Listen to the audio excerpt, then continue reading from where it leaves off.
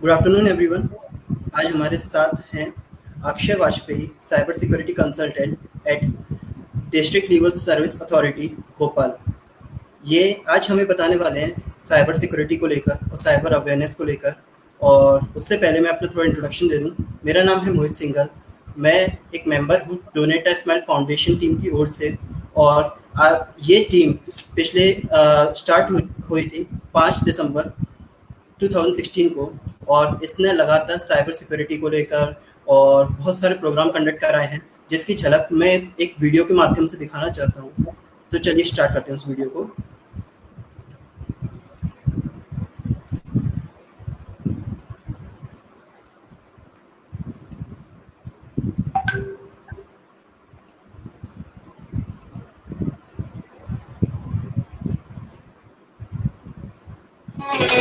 पंख रहे हैं नहीं है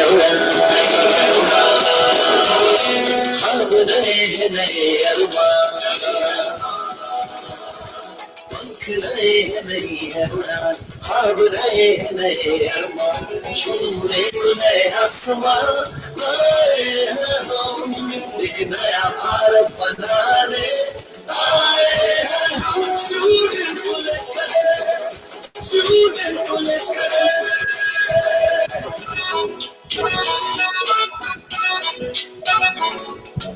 कमजोरों की ताकत बनने, लाचारों को हिम्मत देने, महिलाओं को मान दिलाने, ईमान की मशाल जलाने आए हैं हम। स्टूडेंट पुलिस करे, स्टूडेंट पुलिस करे।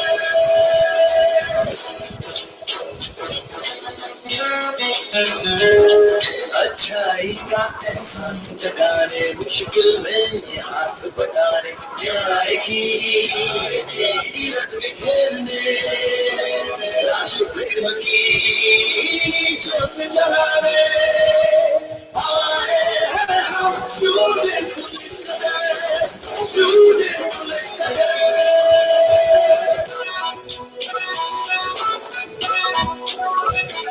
अनुशासन की दूर काम कर, कर्मयोगी युवा बनकर, प्रशस्त पथ पर देश बढ़ाने आए हैं हम, जाए हैं हम, जाए हैं हम। स्टूडेंट पुलिस करे, स्टूडेंट पुलिस करे। कैसा लगा सर आपको ये वीडियो देखकर? बहुत बढ़िया, बहुत बढ़िया। तो सर, ये संस्था ने अभी हाल ही में एक प्रोजेक्ट कराया है, स्टूडेंट पुलिस कैडेट्स प्रोग्राम है। ये प्रोग्राम स्टूडेंट्स जो क्लास 8 के स्टूडेंट्स हैं उनका इंटरेक्शन बढ़ाता है एमपी पुलिस डिपार्टमेंट के साथ। और इस पुलिस डिपार्टमेंट के थ्रू हमने बच्चों को इंटरेक्ट करवाया, जिसमें काफ़ी सेमिनार्स करवाए, वीडियोस दिखाए उन बच्चों को ट्रैकिंग करवाई, उन बच्चों को काफ़ी हद तक ट्रेन किया कि पुलिस कैसे काम करती है, उनके साइबर सिक्योरिटी कैसे काम करती है, उनको लेके काफ़ी इवेंट्स कराए गए हैं। और ये जो अभी इवेंट हम करा रहे हैं, ये एक वेबिनार सीरीज़ है। ये वेबिनार सीरीज़ पिछले कई दिनों से चल रही है। और इस वेबिनार सीरीज़ के थ्रू हमने काफ़ी जो यंग इनोवेटर्स हैं और काफ़ी जो ऑफिसर्स हैं उनके साथ बातचीत करी और काफ़ी सॉल्यूशंस निकाले प्रॉब्लम्स को लेकर, जिसको लेकर हमने प्रॉपर गाइडलाइंस इश्यूज़ करी हैं। तो अब हम इसमें आज हम साइबर सिक्योरिटी के बारे में जानने वाले हैं। तो मैं सर चाहूँगा आप थोड़ा अपना इंट्रोडक्शन दे दें उससे पहले कि हम स्टार्ट करें। हेलो, फर्स्ट ऑफ ऑल मैं आप लोगों का थैंक्स करता हूं कि आपने मुझे इस शो में ये जो शो आपने ऑर्गेनाइज किया, इसमें मुझे कॉल अप किया है for a session on cyber security and awareness.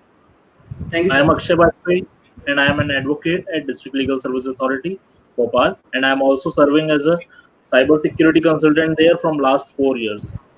Before that, I am a paralegal volunteer there around 3 to 4 years. And I have done in a qualification. I have done MS in cyber law and information security, and I have also done LLB, LLM, and BA with political science honors and English literature.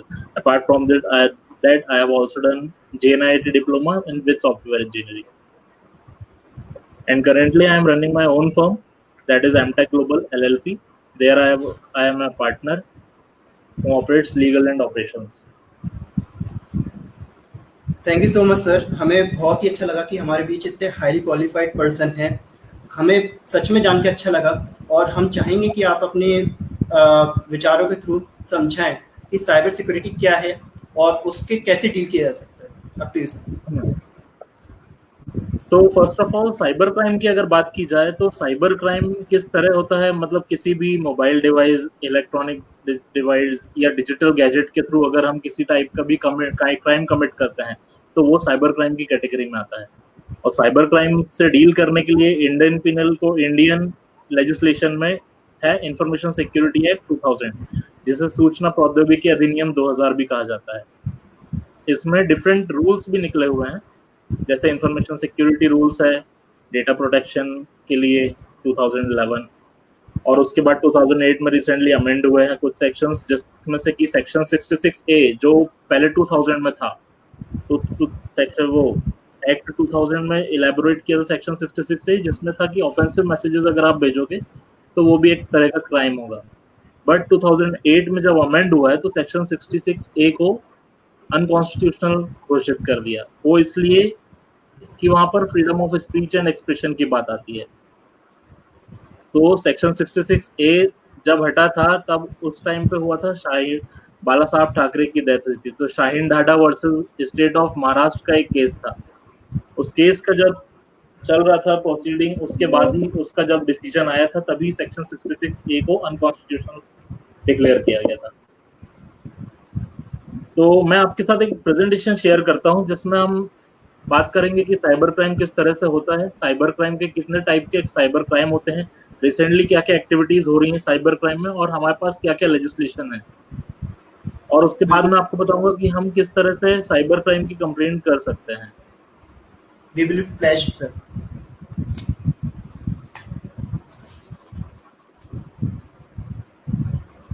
जब तक sir हमें presentation दिखाना चाहते हैं उससे पहले हम बता दें कि ये जो एक प्रोग्राम था हमारा कल का, जो कि था साक्षी तेलंग के साथ, जो कि स्टेट एम्पायर पैनल के थ्रू थे, पर वो कुछ टेक्निकल इश्यूज की वजह से नहीं हो पाया था, तो हमने उसको रीशेड्यूल किया है कल के लिए at 5 PM। Mohit, is this visible? Yes sir. Okay, तो साइबर क्राइम क्या होता है? कोई भी लॉफुल एक्ट जहाँ पे कंप्यूटर को एज अ टूल और टारगेट यूज किया जाता है इंटरनेट के थ्रू।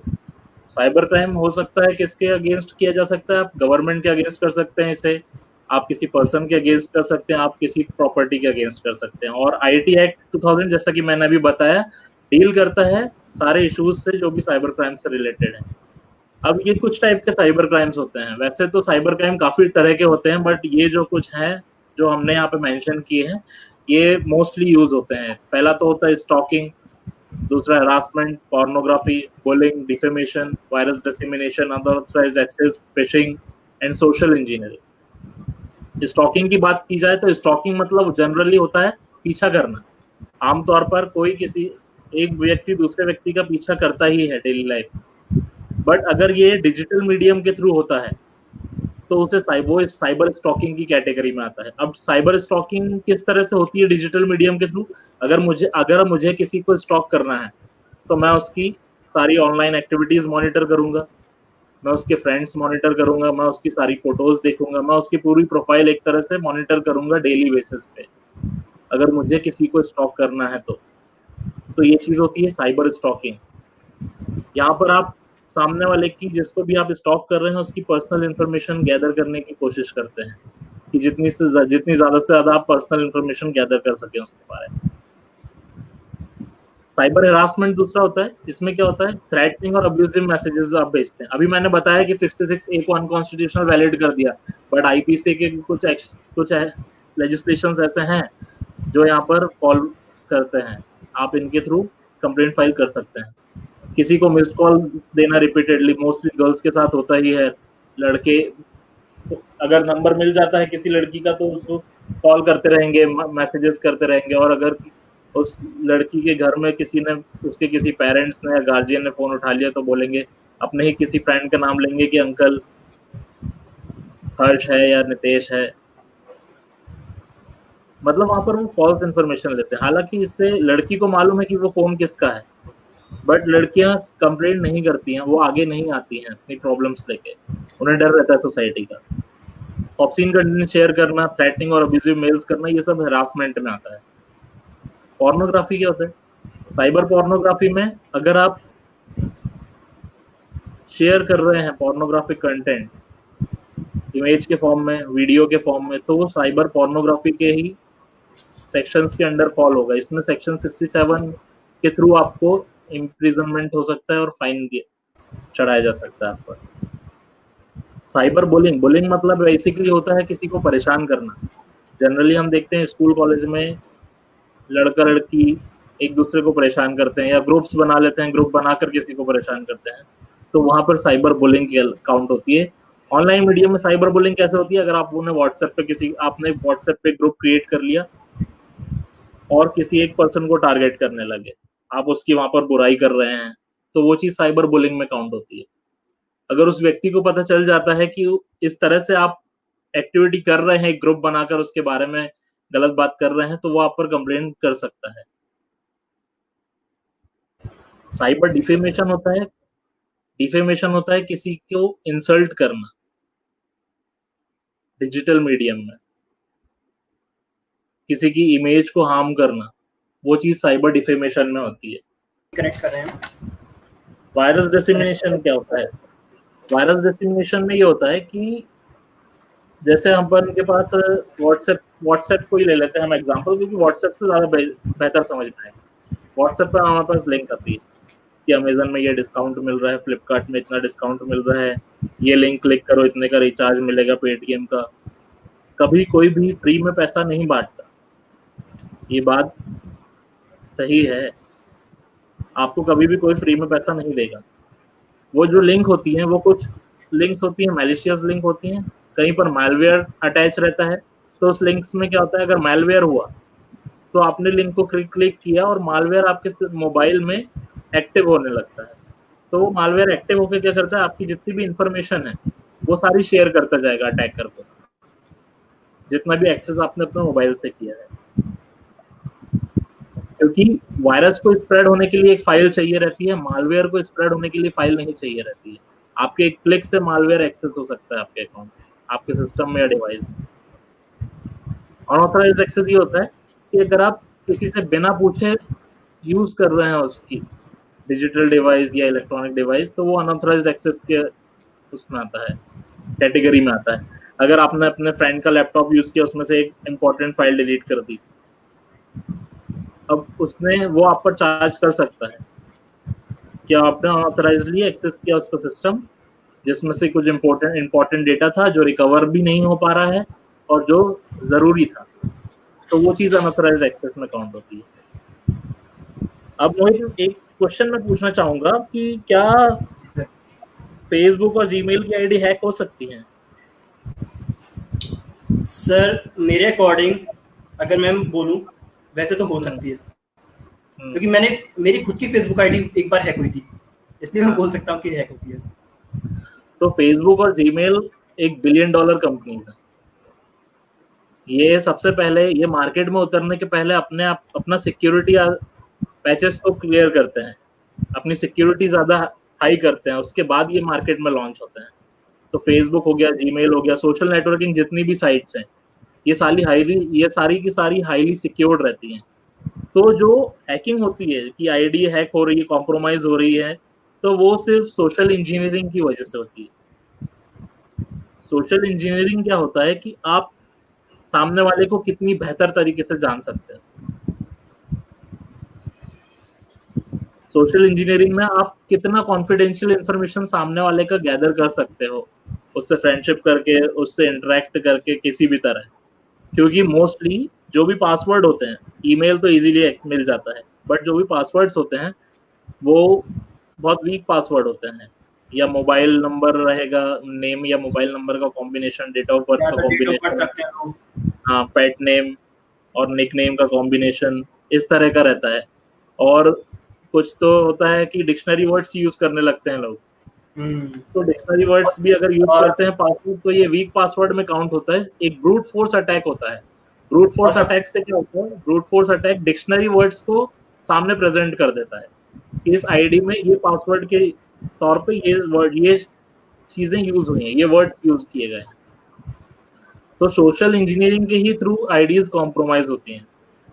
फिशिंग मतलब, फिशिंग की बात की जाए तो फिशिंग मतलब एक तरह से होता है, नॉर्मल हम बात करें डेली लाइफ की तो फिशिंग मतलब होता है मछली पकड़ना, और यहाँ पर फिशिंग है कॉन्फिडेंशियल इंफॉर्मेशन गैदर करना। हमारे पास मेल्स आते हैं कि हमारे पास इतने की लॉटरी लगी है या ये ऑफर निकला है, तो वो कुछ होते हैं जो स्पैम में चले जाते हैं, कुछ होते हैं जो हमारे पास मेल रिसीव होते हैं जिसका रिस्पॉन्स लोग जनरली देते हैं कि ये इन्फॉर्मेशन देख लेते हैं क्या होगा, ज्यादा से ज्यादा पैसा आएगा, नहीं आएगा तो नहीं आएगा, आना होगा तो आ जाएगा। कुछ लोग ये सोचकर अपनी इन्फॉर्मेशन शेयर कर देते हैं। तो फिशिंग के थ्रू क्या होता है, सोशल नेटवर्किंग साइट से भी आपकी आईडीज वगैरह गैदर की जाती हैं। सपोज आप फ्री वाईफाई पे कनेक्टेड है, अब वहां पर मैंने वो वाईफाई को कॉम्प्रोमाइज करके रखा हुआ है और मैंने वहां पर एक फिशिंग साइट डाल के रखी है कि जैसे ही कोई भी उस वाईफाई से कनेक्ट होगा तो उसका फेसबुक का पेज ओपन हो जाएगा ऑटोमेटिकली। अब फेसबुक का पेज अगर ओपन होता है तो जनरली लोगों में क्यूरोसिटी होती है कि हम नोटिफिकेशन चेक कर लेते हैं क्या आया फेसबुक पे, कि अरे ये फेसबुक का पेज है, मेरे में तो ब्रो एप्लीकेशन डली हुई है बट यहाँ पर यूजर नेम और पासवर्ड क्यों मांग रहा है। तो वो यूजर नेम पासवर्ड टाइप करके एंटर कर देंगे तो वो यूजर नेम पासवर्ड मेरे पास रिट्रीव हो जाएगा, या जिसने भी अटैक किया है उसके पास अटैकर के पास वो यूजर नेम और आईडी पासवर्ड रिट्रीव होगा और उसके बाद उन्हें रीडायरेक्ट कर दिया जाएगा फेसबुक के लॉगिन पेज पर जो कि ओरिजिनल है। तो इस तरह से होती है आईडी कॉम्प्रोमाइज, एक सोशल इंजीनियरिंग, दूसरा होती है फिशिंग। इसलिए हमें ही ये चीज ध्यान रखना है कि हम जो क्लिक कर रहे हैं वो जेन्युइन है कि नहीं लिंक। जैसे ये फेसबुक का पेज आपको दिख रहा है, यस सर, अब इसमें ऊपर टॉप पे यूआरएल अलग है। जी सर, देख सकते और ये है फेसबुक का पेज, ये फिशिंग पेज है एक्चुअली। आप यहाँ पे ईमेल आईडी पासवर्ड डालेंगे, लॉगिन करेंगे तो आपका ईमेल आईडी पासवर्ड रिट्रीव हो जाएगा अटैकर के पास और आपको यहाँ से रीडायरेक्ट कर दिया जाएगा फेसबुक के मेन पेज पर। हालांकि आपने ये चेक नहीं किया कि यहाँ पर जो यूआरएल है ये सही है कि गलत है। लोग जाते हैं, क्या लोग जनरली ये चेक करना भूल जाते हैं कि उनका यूआरएल क्या है, किस साइट पे लॉगिन कर रहे हैं, वो बस देख लिया फेसबुक का नाम, बस लॉगिन कर दिया। हाँ, जनरली वही होता है। इस तरह के मेल्स आते हैं हमें फिशिंग अटैक के लिए कि please log on here to update your account now. तो कुछ होते हैं जो एक्टिव कर देते हैं इधर से, तो ये भी फिशिंग मेल्स में काउंट होता है। ये फ्रॉडुलेंट एक्टिविटी इस तरह से होती है, अगर आप क्रेडिट कार्ड या डेबिट कार्ड यूज करते हैं तो आपको कोशिश करा करें कि स्वैपिंग मशीन के सामने, आपके सामने ही स्वैप करवाएं कार्ड को। जनरली आप इस तरह से कार्ड दे देते हैं बिल में रखकर, तो फिर इस तरह से उसका क्लोनिंग भी की जा सकती है। फाइनेंशियल फ्रॉड इस तरह से होते हैं। ये होता है स्कीमर होता है। स्कीमर क्या होता है, जो आपके कार्ड के पीछे आपने ब्लैक मैग्नेटिक स्ट्रिप देखी होगी, ब्लैक एक लाइन होती है, वो कहलाती है मैग्नेटिक स्ट्रिप। उस ब्लैक मैग्नेटिक स्ट्रिप में आपका पूरा पर्सनल इंफॉर्मेशन रहता है, आपका नाम, अकाउंट नंबर, पासवर्ड, आपका एड्रेस, सब कुछ। वो बस ब्लैक मैग्नेटिक, ये जो स्कीमर यूज होता है, स्कीमर क्या करता है, ब्लैक मैग्नेटिक स्ट्रिप कॉपी करता है जिससे आप डुप्लीकेट कार्ड क्रिएट कर सकते हैं और उसके बाद इजीली आप एक्सेस कर सकते हैं।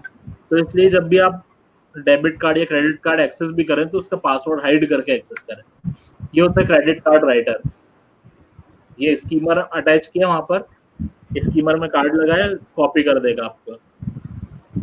स्कीमर आपका डेटा अपने अंदर कॉपी करता जाता है, जितने भी आप कार्ड स्वैप करोगे वहां से ब्लैक मैग्नेटिक स्ट्रिप को कॉपी कर सकता है और एक कार्ड में तीन क्रेडिट कार्ड की डेटा कॉपी किया जा सकता है। ये एटीएम मशीन देख रहे हैं आप, जी सर। यूजुअली एटीएम मशीन के लेफ्ट हैंड साइड की बात करें हम, राइट हैंड साइड पे सॉरी, तो राइट हैंड साइड पर ये जो कार्ड इंसर्ट करने का स्लॉट दिख रहा है आपको, जी सर, ये लोग जनरली नोटिस नहीं करते हैं यहाँ पर।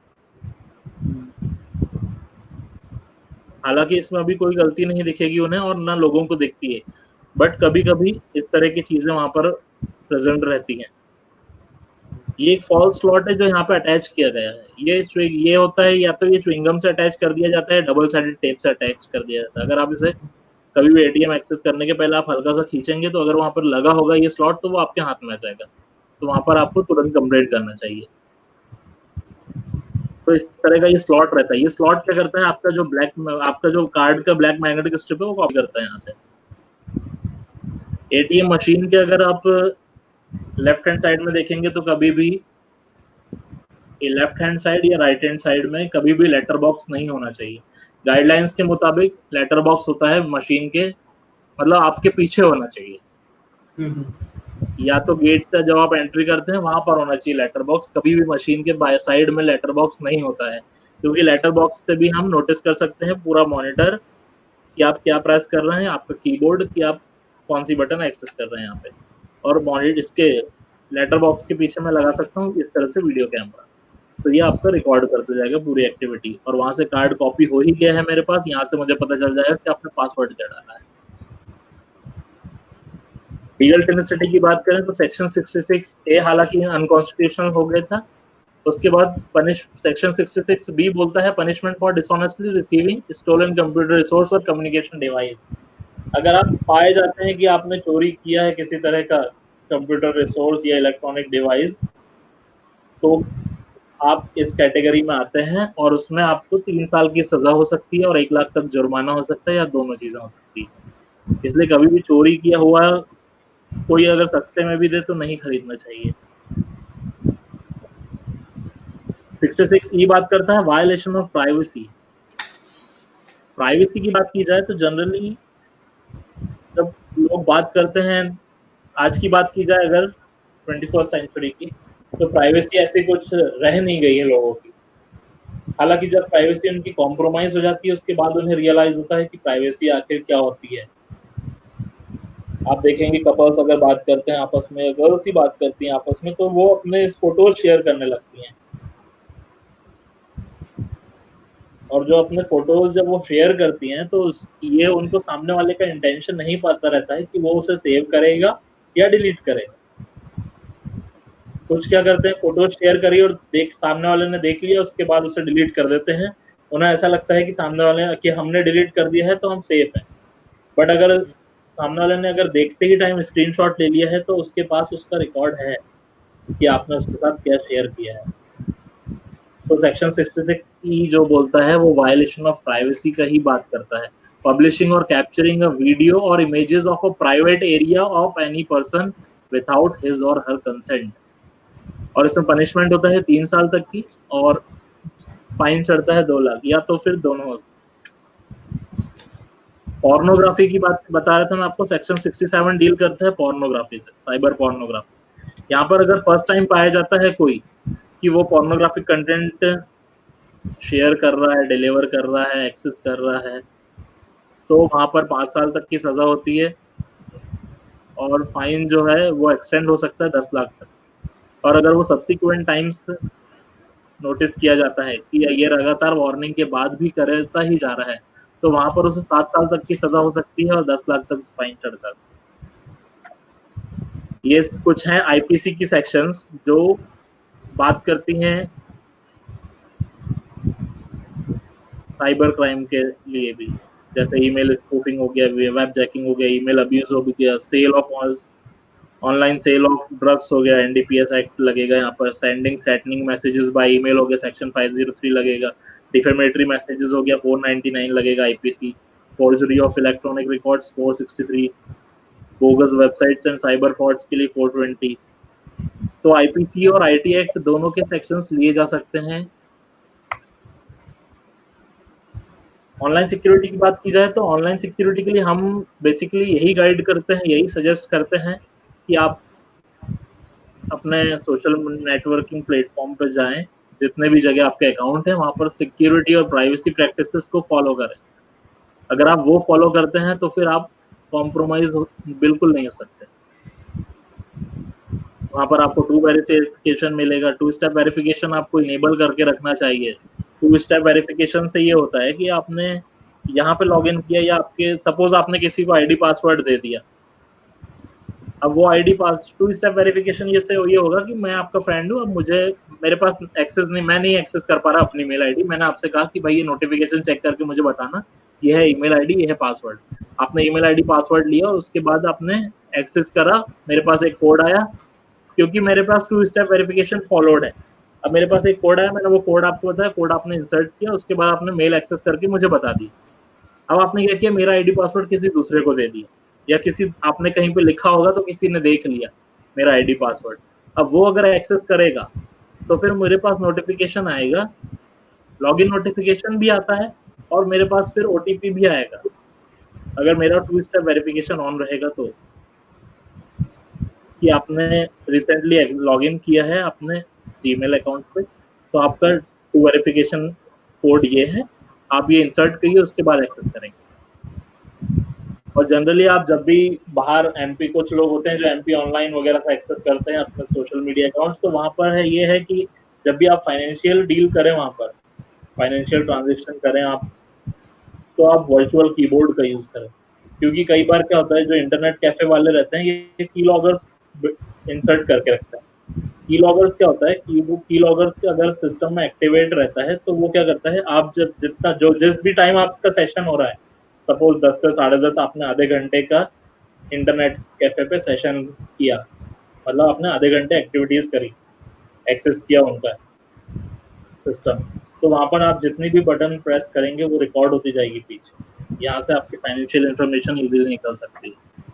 पासवर्ड प्रोटेक्शन के लिए हमें यही करना चाहिए कि हमें किसी को भी अपना पासवर्ड नहीं बताना है, स्ट्रॉन्ग पासवर्ड रखना है हमें हमेशा, कभी भी हमें डिक्शनरी वर्ड, मोबाइल नंबर या डेट ऑफ बर्थ को एज अ पासवर्ड यूज नहीं करना है, और ना ही हमें पासवर्ड अपने डिस्क्लोज करना है मेल्स या कॉल्स पर, क्योंकि कई बार कुछ लोग कॉल्स रिकॉर्ड भी करके लेते हैं कि ये क्या पासवर्ड बता रहा है, सुन लेते हैं, हो सकता है हम भूल जाए टाइप करते टाइम।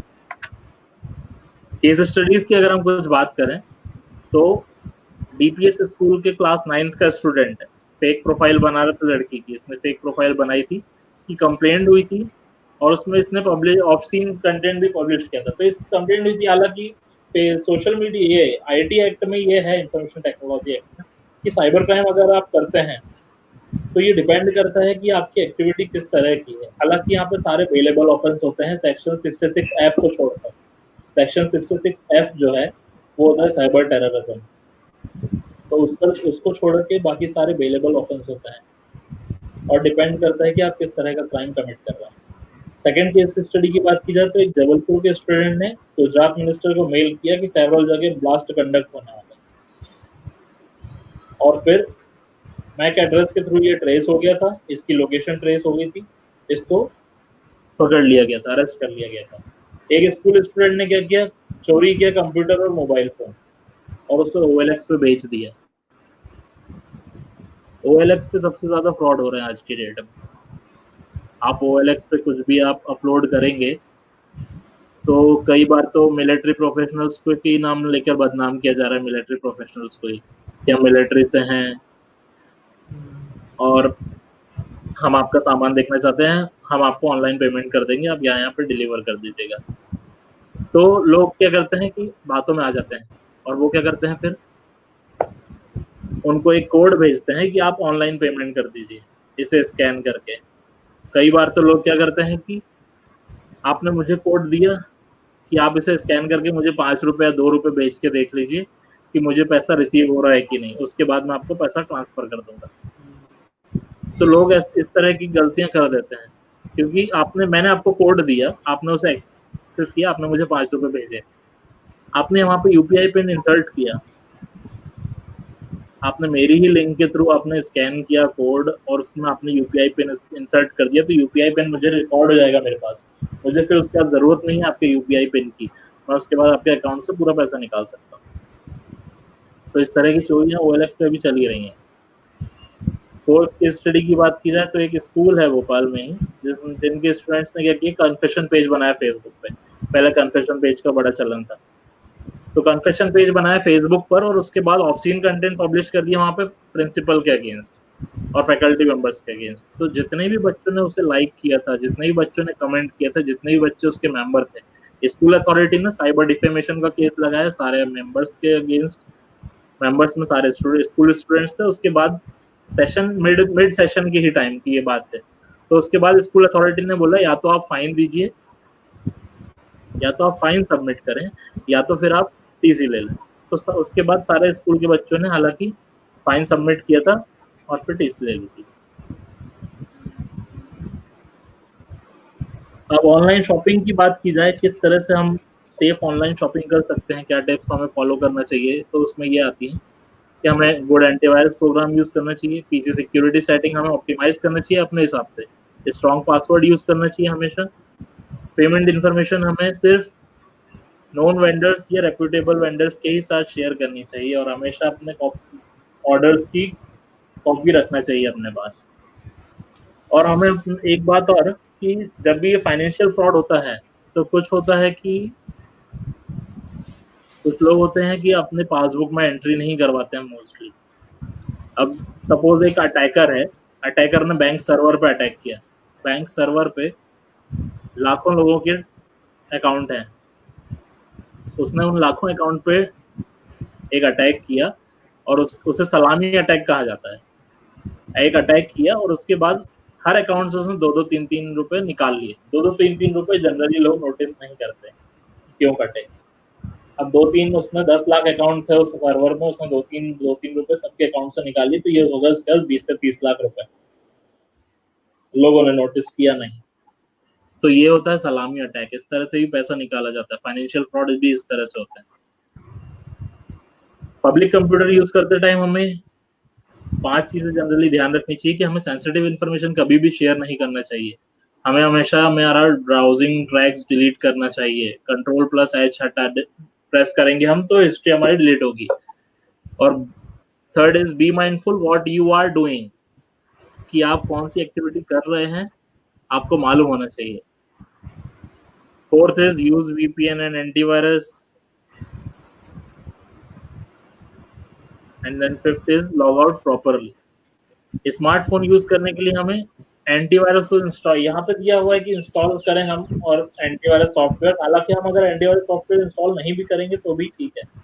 एंड्रॉइड फोन्स में रहता ही है, इनबिल्ट रहते हैं एंटीवायरस। और always install software updates, be aware of apps you install, क्योंकि आप एप्स जो भी यूज करते हैं तो आप जो टर्म्स एंड कंडीशन को एक्सेप्ट करते हैं जब, तो आपने कभी टर्म्स एंड कंडीशन पढ़ के देखिएगा, वहां पर आपका पूरा गैलरी एक्सेस कर सकता है, वो पूरी फोन बुक आपकी एक्सेस कर सकता है, इवन पूरा मोबाइल आपका एक्सेस कर सकता है वो।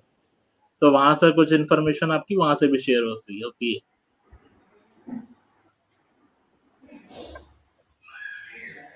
ईमेल हैक से बचने के लिए जैसा मैंने आपको बताया कि सस्पिशियस लिंक्स पर क्लिक ना करें, स्ट्रॉन्ग एंटीवायरस यूज करें, पासवर्ड भी स्ट्रॉन्ग यूज करें, पब्लिक वाईफाई से और कंप्यूटर एक्सेस ना करें, तो ज्यादा बेहतर है हमारे लिए।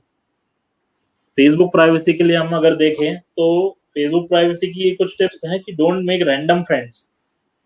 कि कुछ लोग होते हैं कि अपने फ्रेंड्स बढ़ाने के लिए, दिखाने के लिए कि हमारे पास इतने फ्रेंड्स हैं, वो ऐड करते जाते हैं, कुछ भी शेयर करते रहेंगे वो बिना सोचे समझे, किसी को भी लाइक करते रहेंगे, कुछ भी पेजेस लाइक करेंगे। तो उससे क्या होता है, नोटिफिकेशन आपकी प्रोफाइल पे आता है, आपकी प्रोफाइल पब्लिकली यूज की जाती है। फिर don't use Facebook as your login, जो ये एक्टिव लॉगिन का ऑप्शन आता है वो यूज नहीं करना चाहिए हमें। यूज अ बर्नर प्रोफाइल, यहाँ पर बर्नर प्रोफाइल है जो हम प्रोफाइल पिक्चर गार्ड यूज करते हैं, वो चीज है। हालांकि अभी आजकल फेसबुक में देखा जाए तो एक आता है लॉक फेसबुक प्रोफाइल का भी ऑप्शन आने लगा है कुछ में। धीरे धीरे वो सब जगह आएगा, अभी एकदम से सारी जगह नहीं आया है, वो सारी प्रोफाइल्स पे नहीं आया है। जिन प्रोफाइल्स में आ रहा है वो लॉक कर लिया करे अपनी profile. Properly adjust your settings, don't post private pictures at Facebook. इसके बाद अगर आपको कभी भी कोई भी क्वेरी होती है तो आप मेरा कॉन्टैक्ट नंबर नोट कर लें, और आप मेरी ईमेल आईडी लिख सकते हैं, आप मुझे शेयर कर सकते हैं अपनी इंफॉर्मेशन, प्रॉब्लम्स, मैं आपको बिल्कुल सपोर्ट करूंगा। सर जैसा कि आपने बताया बहुत ही हेल्पफुल टिप्स मिली हैं, पर अगर हमें कंप्लेंट करना हो तो वो हम कैसे कर सकते हैं और कहाँ पर कर सकते हैं? कंप्लेंट के लिए स्क्रीन मेरी शेयर हो रही है ना आपसे? जी सर, हो रही है।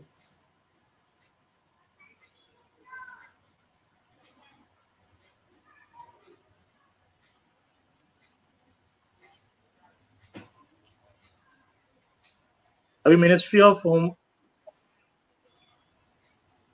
गवर्नमेंट की पोर्टल है ये, नेशनल साइबर क्राइम जी रिपोर्टिंग सर। पोर्टल गवर्नमेंट ने लॉन्च किया है। तो यहाँ पर आप क्या कर सकते हैं, आप यहाँ पर जाके आप इसकी लिंक नोट कर लीजिएगा, cybercrime.gov.in। यहाँ पर जाकर आप इजीली अपनी कंप्लेंट फाइल कर सकते हैं। आप जब फाइल करेंगे कंप्लेंट, तो आप एज अ एनोनिमसली की भी कर सकते हैं और एज अ नोन पर्सन भी। जैसे यहाँ पर मैंने कंप्लेंट को फाइल किया, एक्सेप्ट किया, तो यहाँ पर ये दो ऑप्शन आता है, report anonymously, report and track, और रिपोर्ट अदर क्राइम। एनोनिमसली में आपकी आइडेंटिटी हाइड रहेगी, रिपोर्ट एंड ट्रैक में आपकी आइडेंटिटी डिस्क्लोज होगी। ये एक ग्रीवांस पोर्टल है जो मिनिस्ट्री ऑफ होम अफेयर्स ने बनाया है साइबर क्राइम के लिए। तो यहाँ से आप क्या कर सकते हैं, आप अपनी कंप्लेंट यहाँ पर डाल सकते, पुटअप कर सकते हैं। तो यहाँ ये सिर्फ एक ग्रीवांस पोर्टल है। तो यहाँ से क्या होता है कि आप अभी शिवपुरी में है, मैं भोपाल में हूँ, अगर मैंने यहाँ से कंप्लेंट डाली शिवपुरी की, तो आपका भी जो भी नियरेस्ट पुलिस स्टेशन होगा, नियरेस्ट साइबर सेल होगा, तो वहां पर ये कंप्लेंट इस पोर्टल से फॉरवर्ड होगी उस डिपार्टमेंट में, और उसके बाद फिर वो एक्शन लेगा, वो पुलिस यूनिट एक्शन लेती है। और सर जैसे कुछ केसेस आते हैं, जैसे रैंडमली कोई भी ऑब्ससीन मटेरियल शेयर कर दिया जाता है फेसबुक पर या किसी भी हाँ हाँ, सोशल मीडिया हैंडल्स पर, तो अगर वो पर्सन को डिफेम कर रहा है बहुत ही तो वो ज्यादा भी हद तक, तो वो सर उसका हाँ, अर्जेंसी में डिलीशन बहुत जरूरी रहता है, तो उसको जल्द से जल्द डिलीट करवाने का कोई ऑप्शन है सर? वो हम एक यहाँ से इधर से कंप्लेंट भी हम यहाँ से पुटअप कर सकते हैं, और दूसरा हम डायरेक्ट साइबर सेल पे कंप्लेंट कर सकते हैं। जी सर। डायरेक्ट साइबर सेल पे भी अगर हम कंप्लेंट करते हैं, तो वहां सर एक्शन डायरेक्टली लिया जा सकता है, इंस्टेंटली वहां से एक्शन लिया जाता है। सर इस कंप्लेंट फाइल करने का कोई प्रॉपर मेथड होता है या फिर आप अपने हिसाब से कोई भी फाइल कर सकते हैं, जैसे कोई प्रॉपर फॉर्मेट रहता है क्या सर नहीं, कंप्लेंट? कंप्लेंट फाइल करने का एक फॉर्मेट ये रहता है कि बात, जैसे हम जो जनरली स्कूल में हम लिखते थे, टू द प्रिंसिपल XYZ और उसके बाद सब्जेक्ट, तो यहीं पे यहाँ पे भी ऐसा ही हमें TI को रिफर करना पड़ता है, TI या AIGP। अच्छा। और उसके बाद हमें पुलिस थाने का नाम लिखना रहेगा, उनका एड्रेस लिखना पड़ेगा, सब्जेक्ट में हमें हमें क्राइम क्या हुआ है हमारे साथ वो लिखना पड़ेगा, कि financial fraud of 50,000 rupees, financial fraud of 1 lakh rupees, या cyber harassment via social networking site, bracket में फेसबुक, इंस्टाग्राम, जो भी है।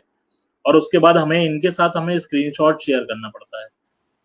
और जैसा कि मैंने अभी ये पोर्टल जी का सर। बताया आपको, तो पोर्टल में जब आप एक्सेस करते हैं, मोस्टली क्या रहता है, पुलिस वालों को चाहिए रहता है, और साइबर की आप जब भी कंप्लेंट करें, तो आपको जो एविडेंस के तौर पे आपको दिखाना पड़ता है, तो आपको इस पूरे स्क्रीन का स्क्रीनशॉट लेना पड़ेगा, पूरे कंप्यूटर स्क्रीन का आपको स्क्रीनशॉट लेना पड़ेगा उस प्रोफाइल का जिससे आपको अब्यूज किया जा रहा है या हरास किया जा रहा है, क्योंकि स्क्रीनशॉट में आपका URL आता है, प्रोफाइल का URL ज्यादा जरूरी है। URL से ही प्रोफाइल ट्रैक होती है कि कहाँ से एक्सेस की जा रही है, किसके थ्रू एक्सेस की जा रही है। और हालांकि हम लोग तो साइबर सिक्योरिटी कंसल्टेंट हैं, हम सिर्फ ये बता सकते हैं कि किस तरह आप कंप्लेंट करें, किस तरह आप सिक्योर रहें। बट जो ये कुछ लोग होते हैं, कुछ लोग कैसे समझते हैं कि साइबर सिक्योरिटी कंसल्टेंट हैं तो ये सब बता देंगे कि फोन चोरी हो गया है तो सर कहाँ पर होगी, अभी लोकेशन आप बता दीजिए। इस तरह की कंप्लेंट्स बहुत आती हैं कि सर आपके फोन चोरी हो गया, हमारा यहाँ पे गुम गया था, इस बस में गिर गया था, तो आप बता दीजिए अभी किस लोकेशन पे होगा। तो हालांकि ये जो ट्रेसिंग की लोकेशन होती है, सर्विलांस की जो भी अथॉरिटीज रहती हैं, ये सिर्फ पुलिस ऑफिशियल्स को रहती है, पुलिस गवर्नमेंट अथॉरिटी ही ये काम कर सकती है। कोर्ट वगैरह के पास ये सारी चीजें है नहीं, सिर्फ इन्वेस्टिगेशन विंग्स यूज करती हैं ये चीजें।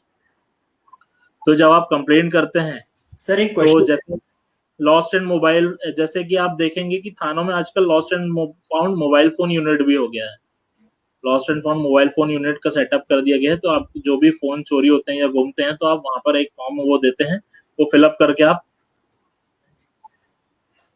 सबमिट कर सकते हैं अपनी कंप्लेंट। उसके साथ आपको देना पड़ेगा, आपको बिल देना पड़ेगा, आपको आधार, अपनी आइडेंटिटी प्रूफ देना पड़ता है।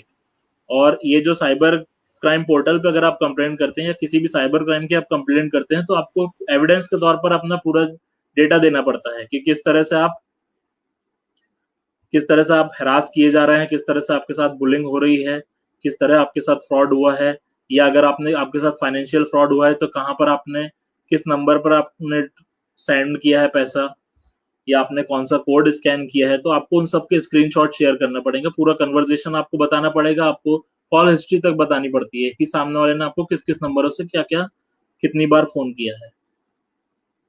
तो ये सारी चीजें आपको हमेशा साइबर क्राइम की आप जब भी कंप्लेंट करें तो आपको ये चीज नोटिस करना ही पड़ेगी, और ये चीज आपको प्रोवाइड करना ही पड़ेगी। तो उसके बाद ही लीगल एक्शन लिया जा सकता है प्रॉपर तरीके से।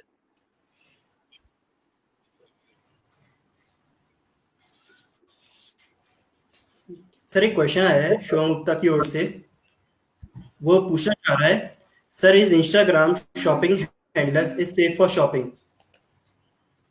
सर क्वेश्चन उसका ये है, is Instagram shopping handlers safe for shopping? हाँ, बेसिकली सेफ सब कुछ है, बस ये है कि हम कितना अवेयर हैं चीजों से, हम डिजिटल प्लेटफॉर्म के ऊपर कितना अवेयर हैं वो मायने रखता है।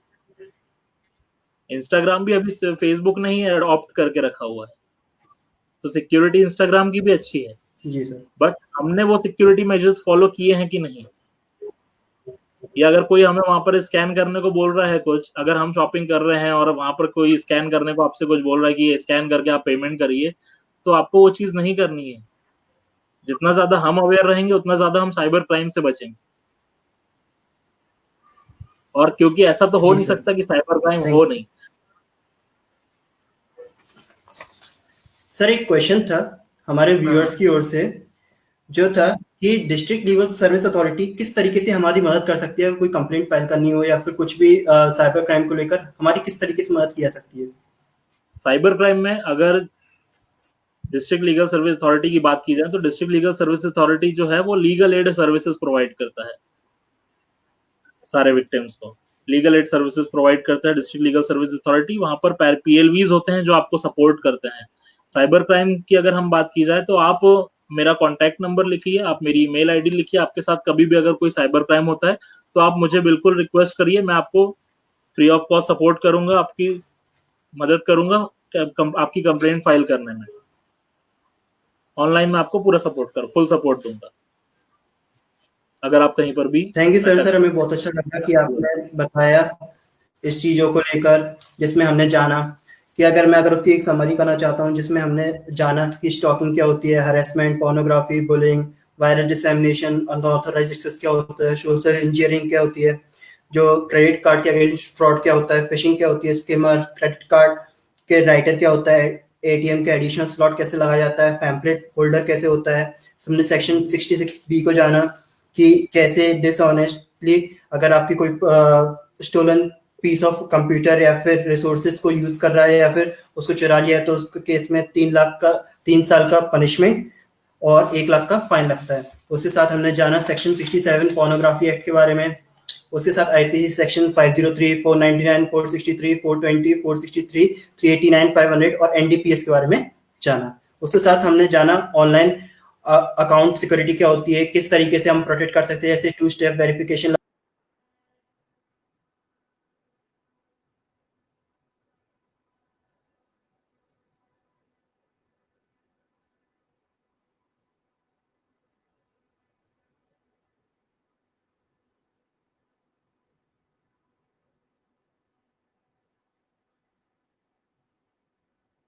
सॉरी सर, वो क्या है, थोड़ा टेक्निकल इश्यूज की वजह से हमारा नेट बार बार डाउन जा रहा है, क्या नेटवर्क इश्यूज बहुत ज़्यादा हो रहे हैं। तो जैसे कि हमने जान लिया है, सर से बहुत इन्फॉर्मेशन मिली हमें सर के द्वारा। तो सर हमारा, अगर आप डीएसएफ को लेकर कुछ आपने वीडियोस वगैरह भी देखे आप, तो आप कुछ हमें प्रमोट करना चाहेंगे, किस तरीके से आप हमें आगे मदद करना चाहिए साइबर सिक्योरिटी को लेके, कैसे हम एक एनजीओ आगे बढ़ सकता है? तो अब सर आपकी कोई ओपिनियन है उसको लेकर? हाँ, साइबर सिक्योरिटी को लेकर हम ये कर सकते हैं कि हम जितने भी स्कूल एंड कॉलेजेस हैं वहां पर शिवपुरी में, या जो भी स्टाफ है, एडमिनिस्ट्रेशन हैं, वहां पर हम एक वर्कशॉप और सेशन अरेंज कर सकते हैं साइबर सिक्योरिटी, साइबर अवेयरनेस को लेकर। हालांकि we are also running an NGO, society of MTech for cyber ethics, and we are registered for all over India. We are already doing these types of activities, but if you want we will come at Shivpuri and will provide all sessions wherever you want.